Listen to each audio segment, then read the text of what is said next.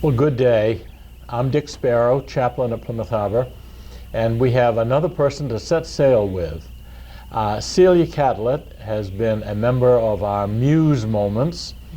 We meet once a month on a Monday at noontime, and everyone from Plymouth Harbor who loves poetry, who writes poetry, who wants to share poetry, we meet once a month. And Celia is always there, and she always shares poetry. And I've asked her to share some special poetry today, pointed out by her daughter, who suggested that she look at certain poems about a certain subject. So I'm going to let Celia tell us about that. Okay, thank you, Dick.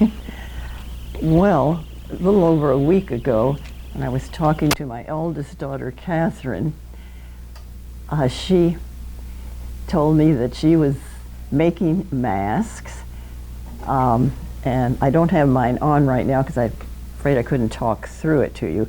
This is one of them.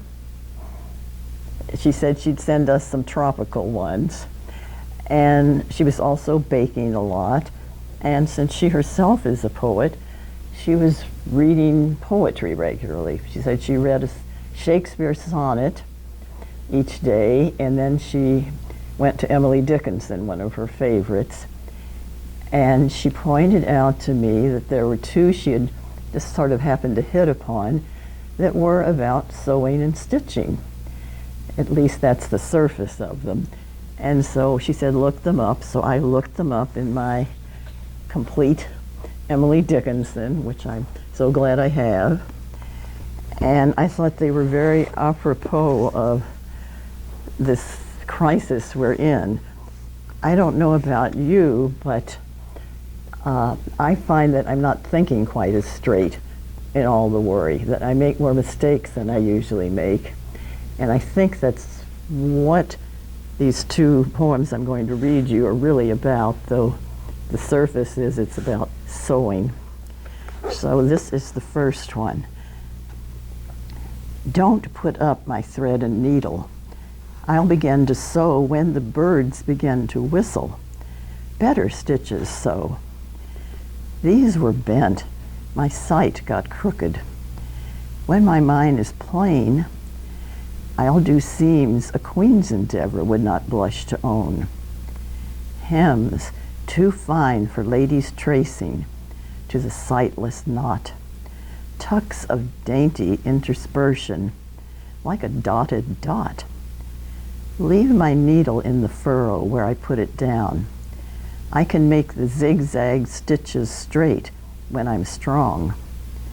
Till then, dreaming I am sewing, fetch the seam I missed closer, so I at my sleeping still surmise I stitch. And as usual, she opens it up a little bit with that one word, or that one line, leave my needle in the furrow, which we usually think of plowing, planting seeds and all. But I think it's a poem for these times very much. The other one is very brief.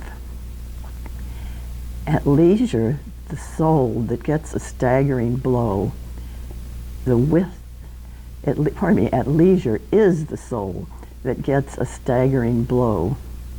The width of life before it spreads, without a thing to do. It begs you give it work, but just the placing pins or humblest patchwork children do to help its vacant hands, which is what my daughter sewing was doing and what people here who are making masks are doing. And I think there's wisdom in both of these that we can use in these times.